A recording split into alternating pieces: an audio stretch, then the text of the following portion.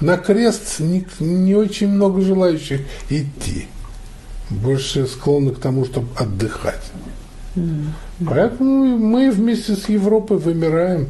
Скоро все будет, это мусульманский мир. Я хотела спросить, в Москве тоже, если ходишь и на метро едешь, очень много из среднеазиатских бывших республик. Да? Это наше будущее, как и в Европе.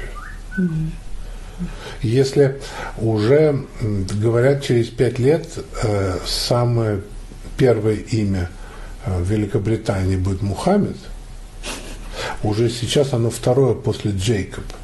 На первом месте Яков, вот Джейкоб, а на втором месте Мухаммед, то через 5 лет уже по статистике говорят, что будет Мухаммед, а Джейкоб будет на втором месте. То же самое в Брюсселе. В Брюсселе уже мусульман живет 49% населения.